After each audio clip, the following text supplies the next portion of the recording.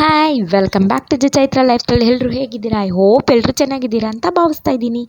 ನಾನು ಇಲ್ಲಿ ನನ್ನ ಮಾರ್ನಿಂಗ್ ರೊಟೀನ್ನ ಮುಗಿಸ್ಕೊಂಡು ಬಾಗಿಲಿಗೆ ನೀರಾಕಿ ರಂಗೋಲಿ ಇಟ್ಟು ಮನೆ ಕ್ಲೀನಿಂಗ್ ಮಾಡೋಣ ಅಂತ ಮನೆ ಕಸ ಗುಡಿಸ್ತಾ ಮನೆ ಒರೆಸ್ತಾ ನನ್ನ ಮನೆ ಕ್ಲೀನಿಂಗ್ನ ಮುಗಿಸ್ಕೊಂಡೆ. ನೆಕ್ಸ್ಟು ನಾನು ಹಾಲು ಕಾಯಿಸ್ತಾ ಮಕ್ಕಳಿಗೂ ಕೂಡ ಹಾಲು ಕುಡಿಸ್ತಾ ಇದ್ದೀನಿ. ಅವಳಿಗೆ ಹಾಲು ಕುಡಿಸೋವಾಗ ಅವ್ರ ಅಕ್ಕ ಆಟ ಆಡಿಸ್ತಿರ್ತಾಳೆ. ಇದರಿಂದ ನನಗೆ ತುಂಬಾ ಹೆಲ್ಪ್ ಆಗುತ್ತೆ.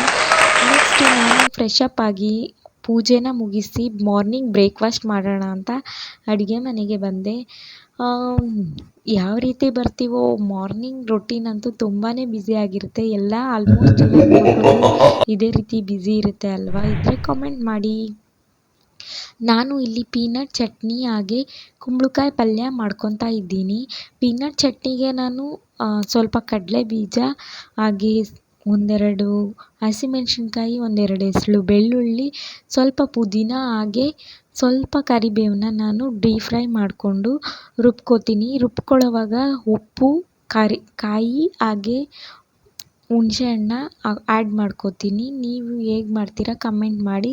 ಇಲ್ಲಿ ಕುಂಬಳಕಾಯಿಗೆ ಒಗ್ಗರಣೆ ಕೊಟ್ಟು ಅದನ್ನು ಚಟ್ನಿನ ಪ್ರಿಪೇರ್ ಮಾಡೋಣ ಅಂತ ರುಬ್ಕೊಳ್ಳೋಕ್ಕೆ ರೆಡಿ ಮಾಡ್ಕೊತಾ ಇದ್ದೀನಿ.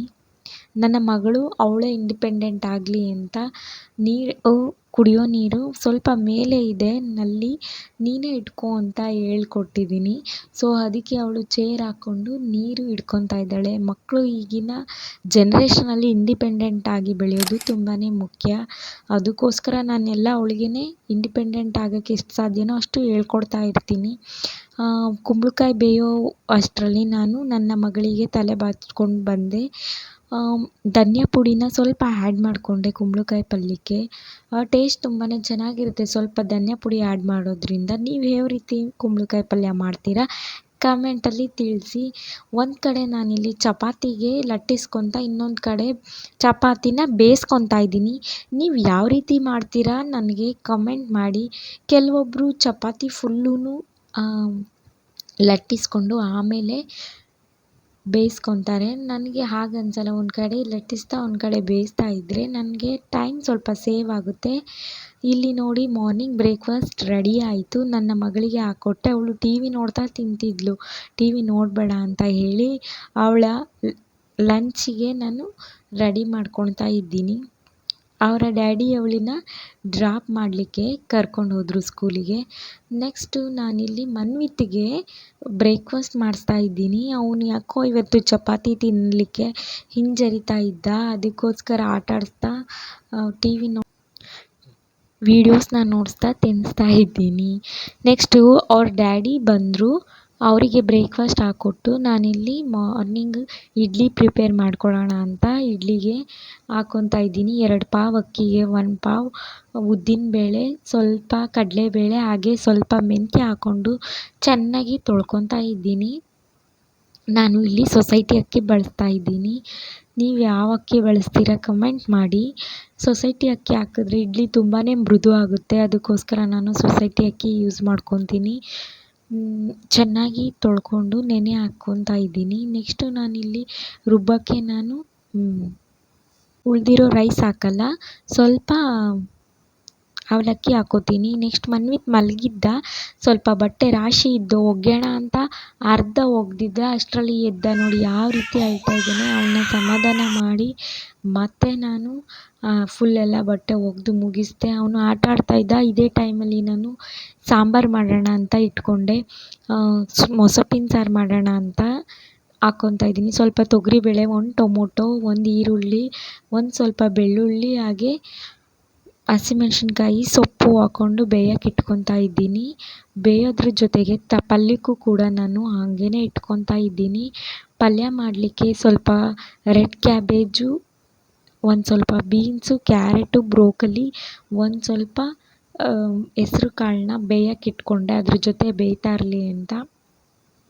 ಇದು ಬೇಯೋ ಟೈಮಿಗೆ ನಾನು ಒಂದು ಸ್ವಲ್ಪ ರೈಸ್ಗೆ ಸೈಡಲ್ಲಿಟ್ಟು ಬೇಯೋ ಟೈಮಿಗೆ ನಾನು ಹಸುಗಳಿಗೆ ನೀರಿಡೋಣ ಅಂತ ಹೋದೆ. ಹಸು ಮನೆಯೆಲ್ಲ ಕ್ಲೀನ್ ಮಾಡಿ ಸಗಣಿ ಎಲ್ಲ ಎತ್ತಿ ಹಸುಗಳಿಗೆ ನೀರಿಡೋಣ ಅಂತ ಬಂದೆ. ನೀರಿಟ್ಟು ಮುಗಿಸಿ ನೆಕ್ಸ್ಟು ನಾನಿಲ್ಲಿ ಎಲ್ಲ ಬೆಂದಿದ್ದು ಅದನ್ನೆಲ್ಲನೂ ಮನ್ವಿತಿಗೆ ಸ್ವಲ್ಪ ತಿನ್ನಿಸಿ ಸ್ವಲ್ಪ ಬಟ್ಟೆ ಎಲ್ಲ ಒಗ್ದಿದ್ನಲ್ಲ ಅದನ್ನೆಲ್ಲನೂ ಮೇಲೆ ತಗೋಗಿ ಹಾರಾಕ್ತಾ ಇದ್ದೀನಿ. ನೋಡಿ, ಬಟ್ಟೆ ಪಾತ್ರೆ ಎಷ್ಟು ಇರುತ್ತೆ ಅಲ್ವಾ, ನಾವು ಎಷ್ಟು ತೊಳಿತಾನೆ ಇರ್ತೀವಿ, ಒಗಿತಾನೆ ಇರ್ತೀವಿ, ಆದರೂ ನಮಗೆ ಕೆಲಸ ಮುಗಿಯೋದೇ ಇಲ್ಲ. ದಿನ ಅದೇ ರೊಟೀನೇ. ಸ್ವಲ್ಪ ತರಕಾರಿ ತಂದಿದ್ದೆ, ಅದನ್ನೆಲ್ಲ ಸ್ವಲ್ಪ ತೊಳಿಲಿಕ್ಕೆ ಹಾಕ್ತಾ ಇದ್ದೀನಿ ಕ್ಲೀನ್ ಮಾಡಿಕೊಂಡು. ನಾನು ಉಪ್ಪಲ್ಲಿ ತೊಳೆದು ಎತ್ತಿಟ್ಕೊತೀನಿ. ನೀವು ಯಾವ ರೀತಿ ಸ್ಟೋರ್ ಮಾಡ್ತೀರಾ? ಇಲ್ಲೆಲ್ಲ ತೊಳೆದಿದ್ದಾಯಿತು, ಒರೆಸ್ಕೊಂಡು ಅದನ್ನು ಎತ್ತಿಡ್ತಾ ಇದ್ದೀನಿ. ನೆಕ್ಸ್ಟ್ ನಾನು ಕೂಡ ಊಟ ಮುಗಿಸ್ಕೊಂಡೆ. ಮನ್ವಿತ್ಗೆ ಫ್ರೆಶ್ ಅಪ್ ಮಾಡ್ತಾ ಇದ್ದೀನಿ. ಅವನಿಗೆ ಯಾವಾಗಲೂ ಕೂಡ ಆಚೆ ತೋರಿಸ್ತಾ ರೆಡಿ ಮಾಡಬೇಕು. ನಿಮ್ಮ ಮಕ್ಕಳಿಗೆ ಹೇಗೆ ಕಮೆಂಟ್ ಮಾಡಿ. ಅವನಿಗೆ ನೇಚರ್ ಅಂದರೆ ತುಂಬ ಇಷ್ಟ. ಯಾವಾಗಲೂ ಆಚೆನೇ ಇರಬೇಕು ಅಂತ ಬಯಸ್ತಾ ಇರ್ತಾನೆ. ಆಚೆ ಬಿಟ್ಟರೆ ಅವನಿಗೆ ಬೇರೆ ಪ್ರಪಂಚನೇ ಬೇಡ, ಆ ರೀತಿ ಆಟ ಆಡ್ತಾನೆ ಆಚೆಗಡೆ. ಎಲ್ಲ ಮಕ್ಕಳು ಆಲ್ಮೋಸ್ಟ್ ಇದೇ ಥರ ಇರ್ತಾರೆ ಅಂತ ಅನಿಸುತ್ತೆ. ನೆಕ್ಸ್ಟು ಈವ್ನಿಂಗ್ ನನ್ನ ಮಗಳಿಗೆ SA2 ಇರೋದ್ರಿಂದ ಅವಳನ್ನೂ ಕೂಡ ಹಿಂದಿ ಇತ್ತು, ಅವಳಿಗೂ ಪ್ರಿಪ್ರೇಷನ್ ಮಾಡ್ತಾಯಿದ್ದೀನಿ. ನೆಕ್ಸ್ಟು ಇಲ್ಲಿ ನೋಡಿ, ಮನ್ವಿತ್ ಆಟ ಆಡ್ತಾ ಇದ್ದಾನೆ. ಹೇಗಿತ್ತು ಇವತ್ತಿನ ವ್ಲಾಗ್? ಇಷ್ಟ ಆದರೆ ಕಮೆಂಟ್ ಮಾಡಿ, ಲೈಕ್ ಮಾಡಿ, ಪ್ಲೀಸ್ ಸಬ್ಸ್ಕ್ರೈಬ್ ಮಾಡಿ new viewers. Thank you so much.